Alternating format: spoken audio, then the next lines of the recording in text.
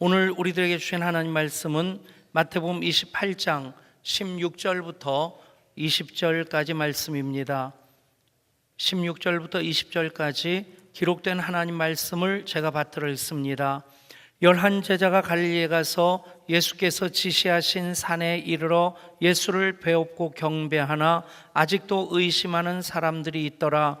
예수께서 나와 말씀하여 이르시되 하늘과 땅의 모든 권세를 내게 주셨으니 그러므로 너희는 가서 모든 민족을 제자로 삼아 아버지와 아들과 성령의 이름으로 세례를 베풀고 내가 너에게 분부한 모든 것을 가르쳐 지키게 하라. 볼지어다 내가 세상 끝날까지 너희와 항상 함께 있으리라 하시니라. 아멘. 오늘 말씀 예수님께서 지상사역을 마치시고 승천하시기 전에 제자들을 만나서 하시는 말씀입니다. 그 제자들 예루살렘에서 부활하신 예수님을 만났고 부활하신 예수님께서 갈릴리로 가라, 거기서 나를 배우리라. 천사들을 통해 그 지시하신 말씀을 따라 예수께서 지시하신 산으로 나가 다시 부활하신 예수님을 만납니다.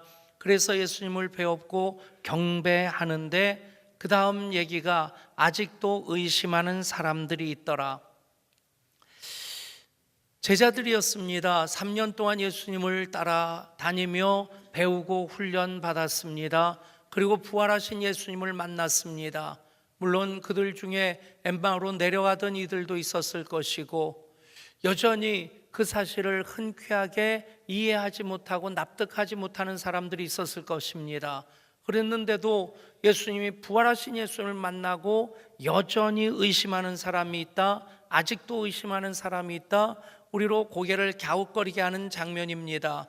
그런데 예수님께서는 그들에게 그들의 믿음을 다시 점검하지 아니하시고 이렇게 말씀하십니다. 너희는 가서 모든 민족을 제자로 삼아 아버지와 아들과 성령의 이름으로 세례를 베풀고 내가 너에게 분부한 모든 것을 가르쳐 지키게 하라. 여러분, 어쩌면 우리들의 모습도 비슷할 수 있겠다 싶습니다. 아직까지 내 믿음이 부족하다고, 연약하다고, 또 믿음의 어떤 체계에 대해서 나름대로 명쾌하게 정리하고 이해하지 못하는 그런 단계에 있다고도 생각할 수 있을 것입니다. 중요한 것은 무엇입니까? 예수님께서는 그런 상태에 있는 제자들을 향해서 말씀하십니다. 하늘과 땅의 권세를 내게 주셨으니 그러므로 너희는 가서 전하라. 예수님이 하늘과 땅의 권세를 소유하신 그리스도이신 예수님이신 줄 믿는다면 그것에 대해서 더 이런저런 질문과 답을 통해서 믿음을 명쾌한 하나의 시스템으로 이해하는 대상으로 삼지 말고 가서 전하라는 것입니다. 그것이 생캠 40일 캠페인을 진행하는 우리들의 반응이 되어야 되리라 믿습니다. 여전히 부족한 이들, 여전히 내가 왜 일을 해야 되나, 아직까지 확고하게 자기 대답을 갖지 못한 분들도 있을 것입니다. 그러나 중요한 것은 가서 전하라는 것입니다. 그럴 때 말씀에 순종하고 나아갈 때 사도행전의 역사가 시작되었습니다. 생캠 40일 하나님께서 20주년 맞이하는 우리 교회 주시는 특별한 선물인 줄 믿습니다. 여러분 각자가 내 지금 믿음의 상태가 어느 정도인지, 내 삶의 형편이 어떠한 것인지 그것 가지고 따지면서 머물러 있지 마시고 단 한 걸음이라도 앞을 향해 전진하실 수 있기를 바랍니다. 오늘 생명의 공동체를 세우는 우리의 고백 다시 한번 같이 읽겠습니다. 같이 읽습니다. 우리는 세상으로부터 부름받은 하나님의 백성입니다. 또한 세상으로 보냄받은 그리스도의 제자입니다. 보냄받은 사명자로서 하나님을 기쁘게 찬양하는 성령 충만한 예배자가 되겠습니다. 진리를 배우고 수호하는 은혜에 비친 훈련자가 되겠습니다. 땅끝까지 복음을 전파하는 전도자가 되겠습니다. 이웃의 아픔을 함께하는 치유자가 되겠습니다. 온 성도가 하나 되는 화해자가 되겠습니다. 사회적 책임을 다하는 소명자가 되겠습니다. 주의 나라가 이 땅에 임할 때까지 하나님을 영화롭게 하는 예향 공동체가 되겠습니다. 내가 예양교회입니다. 우리가 예양교회입니다. 아멘. 여러분, 우리는 세상으로부터 부름받은 하나님 백성입니다. 또 세상으로 보냄받은 그리스도의 제자입니다.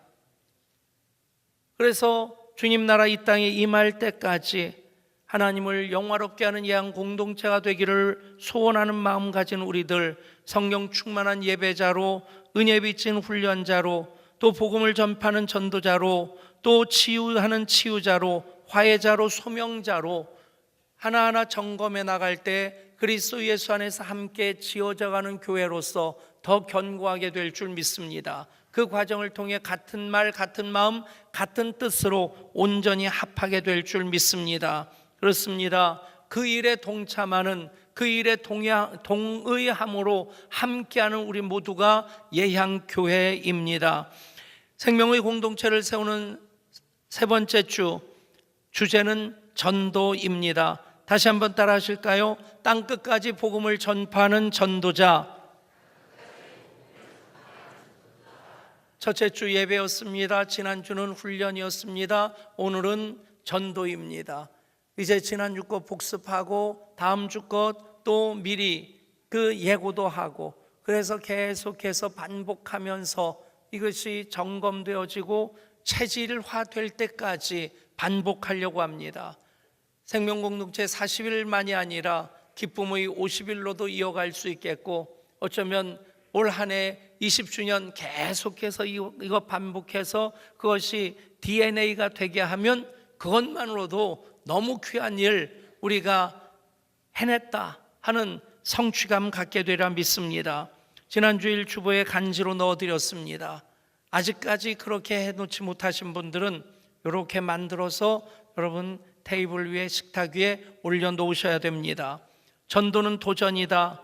읽어보셨죠? 1단계, 앞에서 작정한 VIP를 한 명 선택하세요. 우선 이번 주에 당신의 신앙을 누구와 나누길 원하는지 생각해 보세요. VIP 이름. 2단계, 당신이 하고 싶은 말을 선택해 보세요. 사명을 사는 사람은 예수님을 통하여 갖게 된 희망을 공유하는 것입니다. VIP에게 당신이 크리스천임을 알릴 수 있는 말 한마디를 생각해 보세요. 누군가가 당신에게 주말에 무엇을 했는지 물어본다면 교회에 갔다고 말해 보세요. 여러분의 삶 속에서 일하시는 하나님에 대하여 나누어 보세요. 무엇이든 좋습니다. 그들에게 예수님에 관한 대화를 해보세요. 3단계, 뭐든 해보세요. 당신의 작은 실천을 통해 하나님의 사랑을 보여주세요. VIP를 위한 사랑을 보여줄 무언가를 실천해 보세요. VIP에게 위로와 용기의 한마디를 건네보세요. 그냥 아무 이유 없이 VIP에게 선물이나 카드를 보내보세요. 함께 커피 한잔 나눠보세요. 밥 한 끼를 대접해보세요. 4단계, 기도할 것을 선택하세요. 사명을 사는 삶을 기도 없이 살 수 있을까요? 이번 주에 VIP에게 필요한 것이 무엇인지 집중해서 기도하세요. 어쩌면 절반 가까이는 그런 생각할 수 있을 겁니다. 좀 시시하다. 이건 내가 이미 다 지나온 단계인데. 그러나 여러분, 이것은 예양가족 모두가 다 참여하도록 최소치의 기준을 정한 겁니다. 여러분, 거기에도 참여하지 못한다면 많이 부끄러워해야 될 것입니다.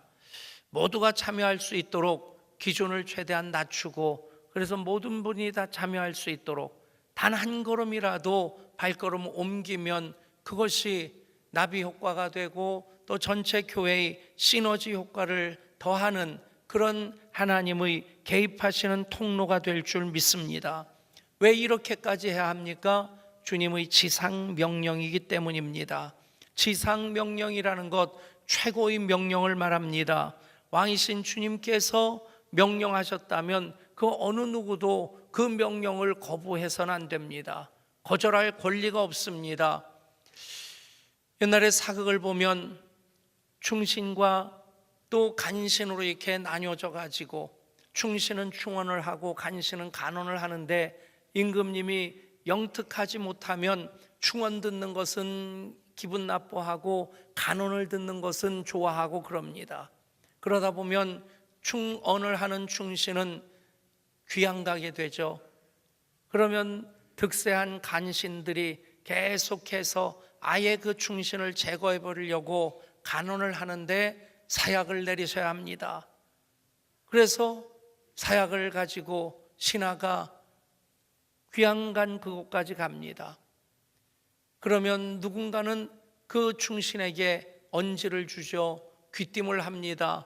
사약이 내려질 겁니다. 그럴 때 미리 몸을 피하면 사약을 받지 않아도 될 텐데 기다리고 있다가 신하를 맞이합니다.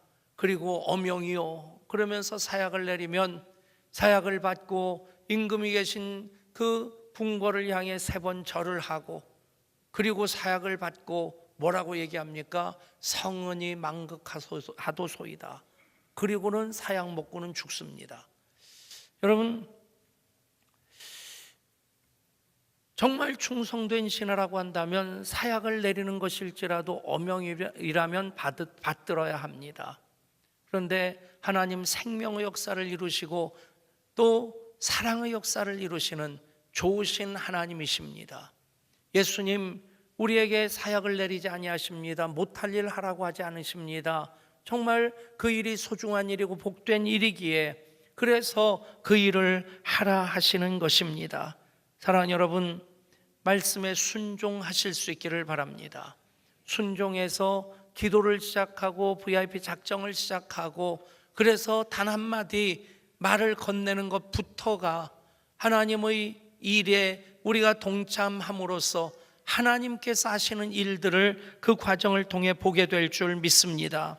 예수님 말씀하십니다. 하늘과 땅의 모든 권세를 내게 주셨으니 그러므로 너희는 가서 모든 민족을 제자로 삼아 아버지와 아들과 성령의 이름으로 세례를 베풀고 내가 너에게 분부한 모든 것을 가르쳐 지키게 하라. 볼지어다 내가 세상 끝날까지 너희와 항상 함께 있으리라. 여러분, 그대로 그 말씀을 받는 여러분 될 수 있기를 원합니다. 예수님 하늘과 땅의 권세를 가지신 분이십니다.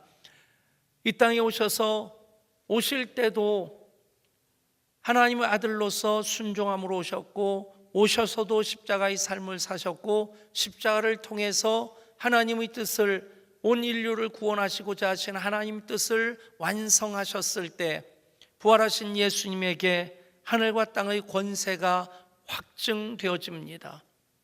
그 하늘과 땅의 권세를 가지신 예수님께서 너희는 가서 전하라 말씀하십니다.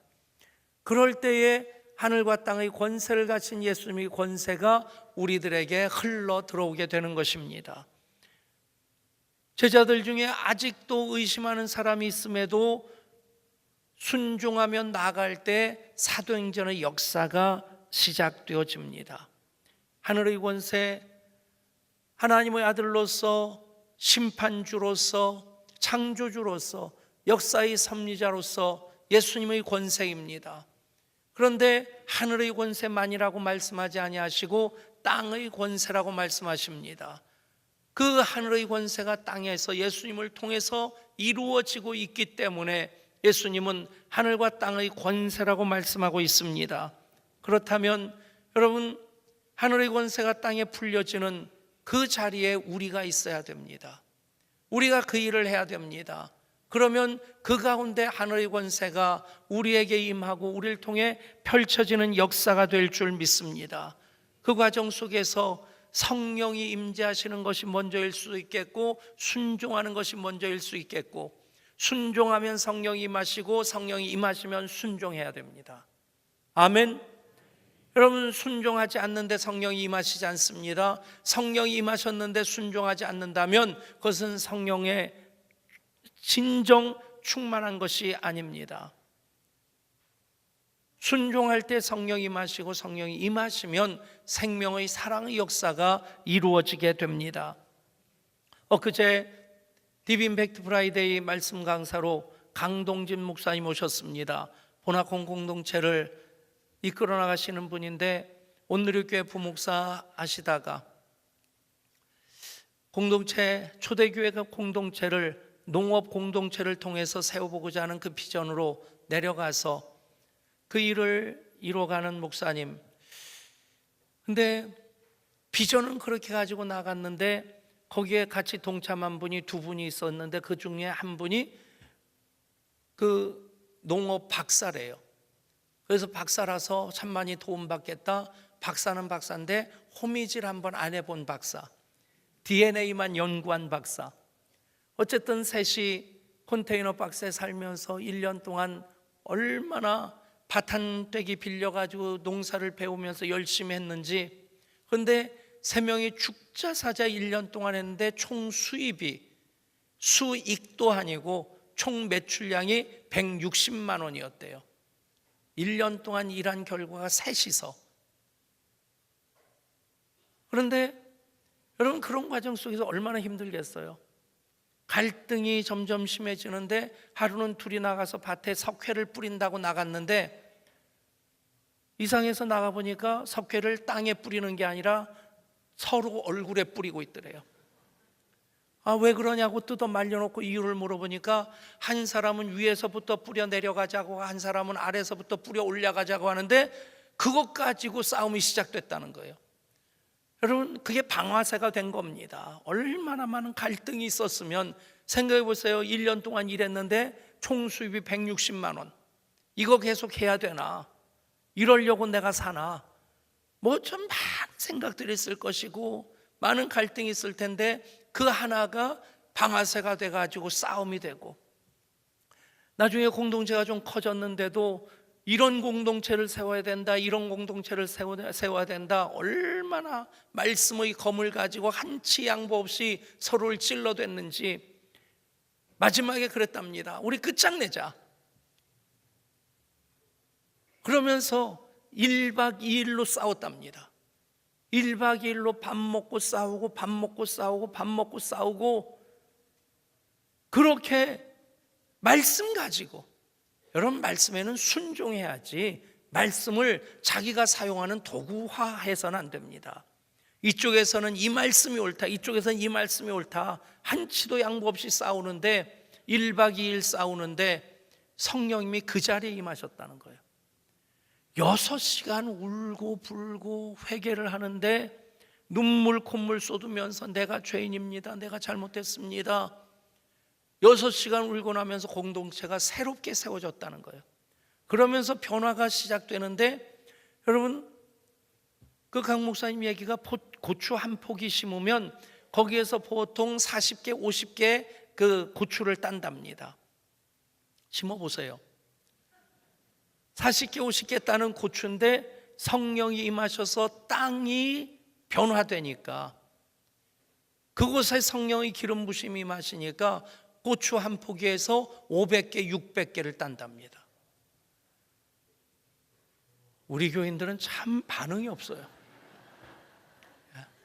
따라합시다. 집 나간 아멘을 찾습니다.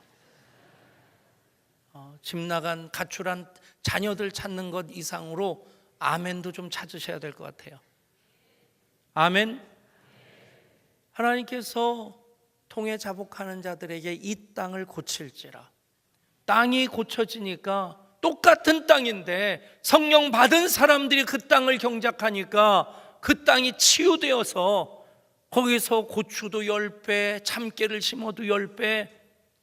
여러분, 성령 충만함으로 하나님 뜻을 이뤄나갈 때 하늘의 권세를 가지신 예수님, 땅 가운데 그것을 풀어내시는 것이 바로 예수님이 하늘과 땅의 모든 권세를 가진 이로써 우리들의 그 권세를 흘려보내주시고 그 권세를 이뤄가시는 과정인 것을 믿으시기를 바랍니다. 그렇습니다. 하늘과 땅의 모든 권세를 예수님께서 세상 끝날까지 우리와 함께 하심으로 우리를 통해 풀어내시고자 하십니다. 그렇다면 우리가 가장 먼저 관심을 가져야 될 것이 무엇입니까? 주님의 명령 중에 명령인 지상명령. 주님이 부활하시고 승천하시기 전에 제자들에게 말씀하신 그 명령을 먼저 수행해야 될 줄 믿습니다. 그래서 그 본학공 공동체가 보은에서 시작하고 지금 의성에 또 하나 공동체를 만들고 그 간에 15, 16년 동안 얼마나 많은 일을 하나님께서 행하셨는지, 아프리카, 중앙아시아, 또 중동뿐 아니라 중국의 그 소수민족들, 그리고 북한에까지 양계 기술을 전해주고 그러면서 공동체를 세워나가면서 복음을 전하는, 복음부터 전하는 게 아니라고 해요. 먼저 그렇게 양계장을 지어주고 그 사람들을 회복시켜 놓으면 그 사람들이 저절로 복음을 향해 마음을 열게 되고 그들이 교회로 나와 같이 예배드리고, 여러분, 하늘과 땅의 모든 권세가 여러분들을 통해, 우리 교회를 통해 풀려나가는 역사가 있기를 소원합니다. 그렇습니다. 복음 전도는 지상 명령입니다. 몇 년 전에 이런 글이 있었습니다. 미국 내 각 교파의 외국 선교비를 다 합하면 약 2억 불이다. 우리 돈으로 하면 2,000억 원이죠. 결코 적은 돈은 아닙니다. 그런데 그것은 미국 사람들이 립스틱을 사서 쓰는 돈이 1년에 4억 6천만 불이랍니다. 그러니까 립스틱 사서 쓰는 돈의 절반밖에는 선교비로 안 쓴다는 거예요. 더군다나 샴푸를 사서 쓰는 데는 950억 불을 쓰는데 샴푸 비용의 50분의 1, 영화나 스포츠를 관람하는데 2,700억 불을 쓴답니다. 그것의 1000분의 1. 여러분, 과연 지상명령 대접을 하는 것입니까? 2억 불이 결코 적은 것은 아니라 할지라도 샴푸의 50분의 1, 립스틱의 2분의 1, 그만큼을 하면서 우리 할 만큼 했다고 할 수 있을까요? 여러분, 과연 우리 교회는 어떻습니까?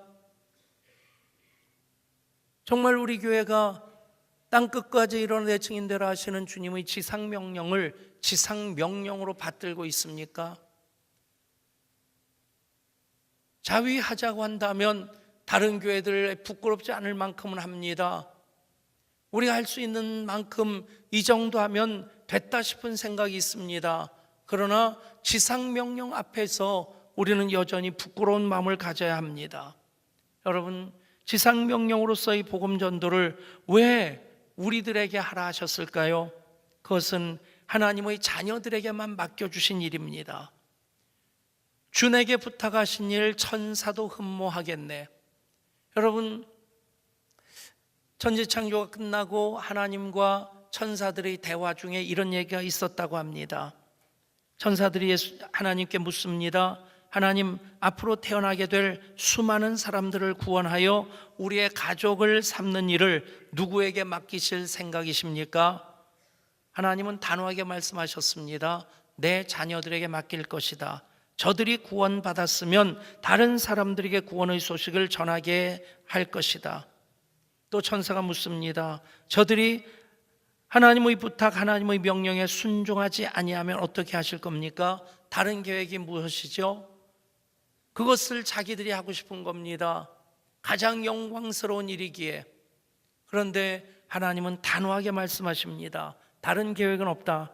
이 일은 가장 소중한 일이요 가장 복된 일이기에 내 자녀에게만 하게 할 것이다. 여러분, 내 자녀는 내가 낳아야지 남이 낳아주면 골치 아픕니다.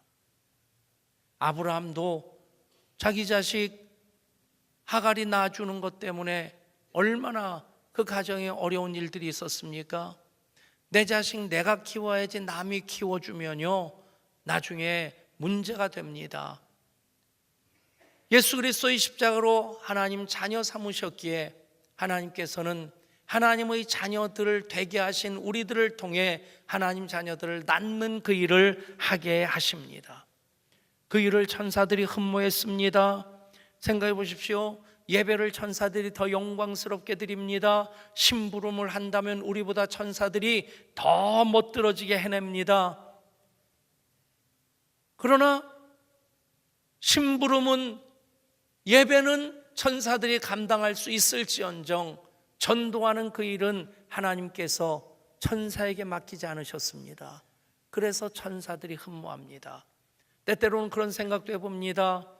하나님께서 좀 쉽게 일을 하셔도 좋을 텐데, 포항 지진 원인이 지열 발전소 때문이다. 그것 때문에 이제 소송이 진행되어지면 7조 원 소송이 벌어지게 될 것이다. 별 많은 뉴스들이 있습니다. 5.4의 진도에 집들이 무너지고 벽이 갈라지고, 그래서 그 트라우마 때문에 지금도 체육관 작은 텐트에서 1년 넘게 생활하는 분들이 100명이 넘는다고 그래요. 이 트라우마, 공포 때문에. 물론 갈 수 있는 집이 없어서 못 가는 분도 있겠지만, 금이 간 그 집에 들어가서 지진이 또 작게 나면 무너질 텐데 겁이 나서 못 가고 있는 겁니다. 여러분, 5.4 정도가 아니라 7이나 8 정도의 한 1이 올라가면 20배인가 강도가 더 세지는 거라고 하더라고요. 그런 지진을 하나님께서 대한민국 전체 확 흔들어 버리시고, 그 다음에 하나님 손가락으로 하늘에 글을 쓰시는 겁니다. 메네 데겔 우바르신. 그럼 아는 사람 별로 없을 테니까, 나는 여호와 하나님이다. 내가 지진을 일으켰고, 그리고 정확하게 30분 후에 이 지진보다 10배 센 지진을 일으켜서 이 땅에 살아있는 것이 하나도 없게 할 것이다. 이 땅에 서 있는 것이 하나도 없게 할 것이다. 단 살기 원하는 사람들은 십자가가 서 있는 곳으로 들어가면 그곳은 내가 보호해 주겠다. 아멘 하면 너무 이기적일까요? 근데 그래 놓으면 우리 얼마나 쉽습니까? 그냥 예담동산에서 하는 상큼식 준비해 놓고, 알파에서 준비하는 식사 마련해 놓고, 들어오길 기다리고 들어온 사람들에게 복음 전도하면 살기 위해서 믿어야 됩니다. 그러면 참 쉬울 텐데. 성경 66권 그 어느 곳에서도 하나님이 직접 복음을 전하지 않으십니다. 천사가 직접 복음을 전하지 않으십니다. 여러분, 왜 베드로에게 나타나고 왜 고넬료에게 나타납니까?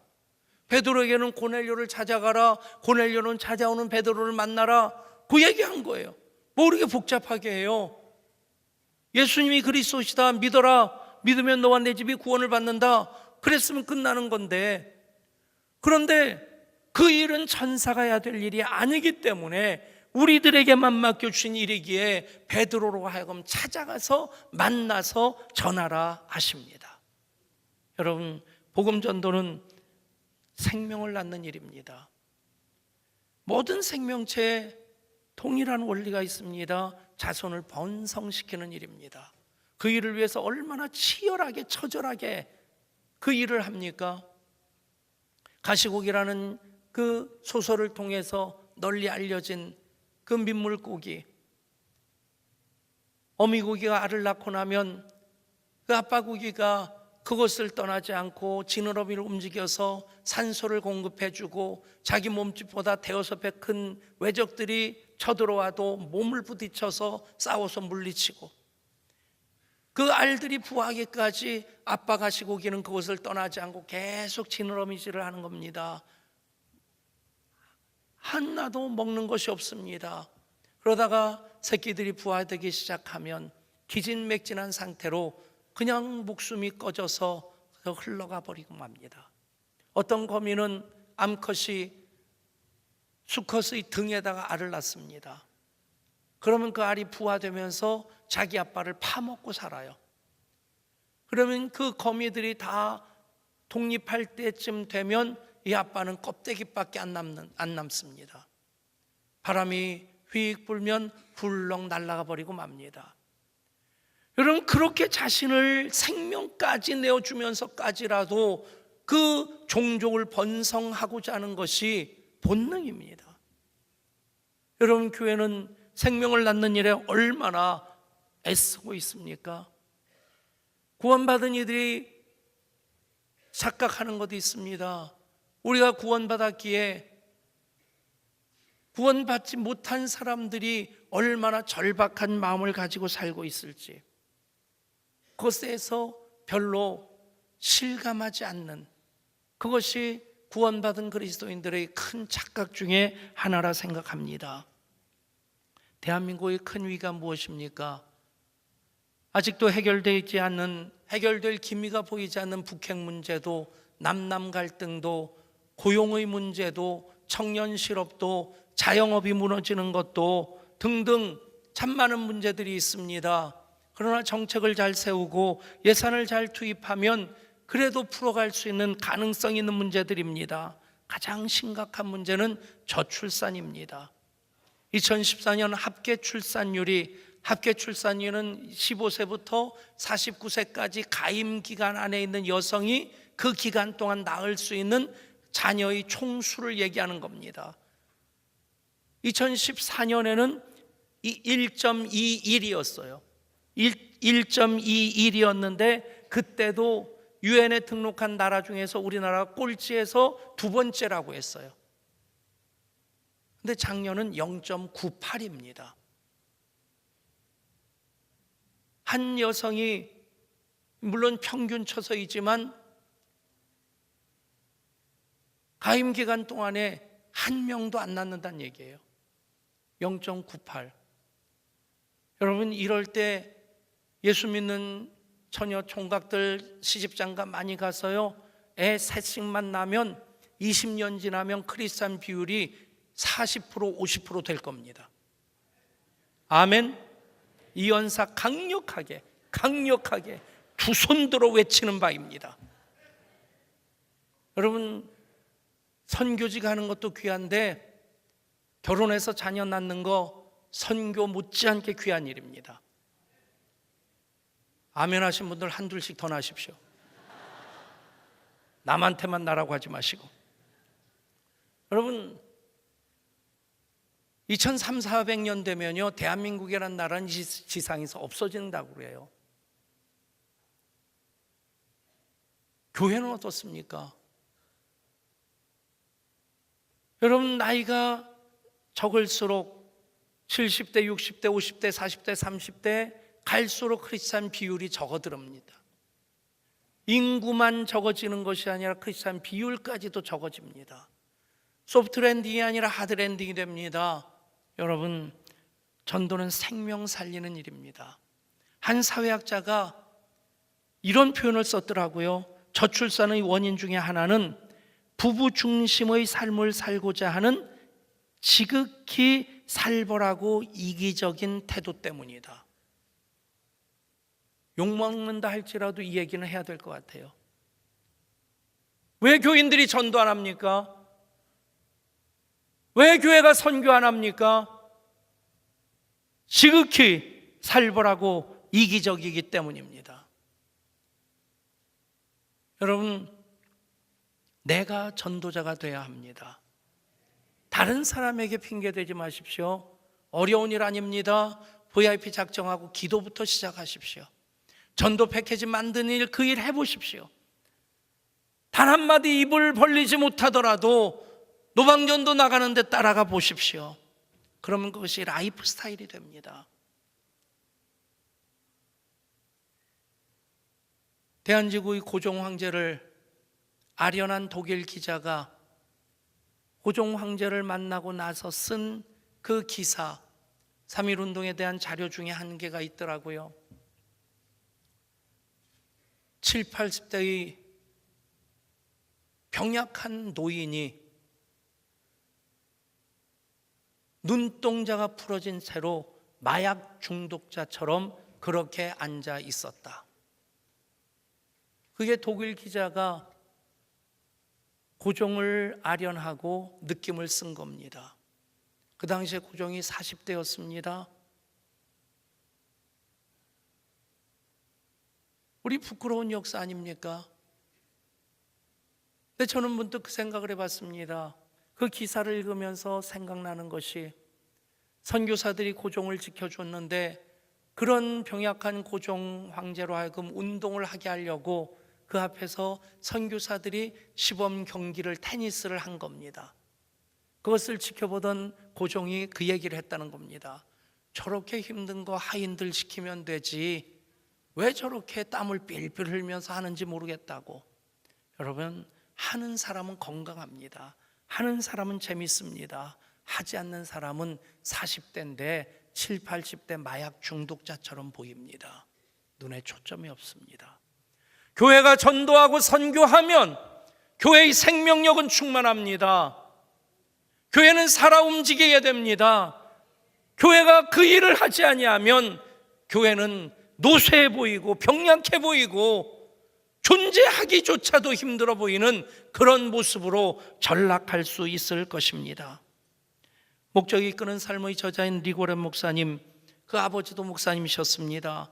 50년 동안 시골 중소도시 목회를 하시면서 전 세계 평생 150개의 교회를 지으신 분, 암에 걸리셔서 마지막 일주일 동안은 24시간 병상에서 거의 의식 없이 누워 있었던 이분이 마지막 숨을 거두시 전에 갑자기 생기가 돌아와서 막 일어나려고 애를 쓰시더라는 거죠. 피골이 상접한 그 모습인데, 그런데 그렇게 일어나려고 애를 쓰면서 아버지 왜 그러세요? 아버지 누워 계세요. 그러는데 이 아버지 목사님은 그 상황에서 100번이나 넘게 이 얘기를 했습니다. One more for Christ. 그리스도를 위해 한 사람이라도 더, 그리스도를 위해 한 사람이라도 더. 그렇게 100번 넘게 One more for Christ, One more for Jesus 얘기를 한 끝에 마지막 그 손을 리고렌 목사의 머리에 얹고 너는 그리스도를 위해, 예수님을 위해 단 한 사람이라도 더 전도해라. 여러분, 나는 아직 준비가 안 돼 있다고, 나는 내 믿음에 대해서 아직 흔쾌하게 정리가 안 돼 있다고, 그런 상태인 아직도 의심하는 제자들을 향해 예수님 가서 전하라고 하셨습니다. 그때 사도행전이 시작되었습니다. 여러분, 핑계 대려고 하면 1000가지 만가지 핑계를 찾을 수 있을 것입니다. 그러나 핑계하다 보면 신앙은 자라지 않습니다. 변하지 않습니다. 실천하십시오. 순종하십시오. 행동하십시오. 하나님, 지상명령으로서의 전도를 받들은 우리들 되게 하여 주옵소서. 우리 한 사람 한 사람도, 우리 교회도 지상명령으로서 이 말씀을 받들고 어떻게 순종할 수 있을까, 어떻게 실천할 수 있을까, 어떻게 행동할 수 있을까, 이제 결단함으로 발걸음 옮겨갈 때 또 새로운 사도행전의 역사가 시작될 줄 믿습니다. 그래서 생캠 40일이 우리 각자에게 주신 하나님의 선물인 것에 대해 모두가 소중히 여길 수 있게 하여 주시옵소서. 우리 주 예수 그리스도 이름으로 간절히 기도드리옵나이다. 아멘.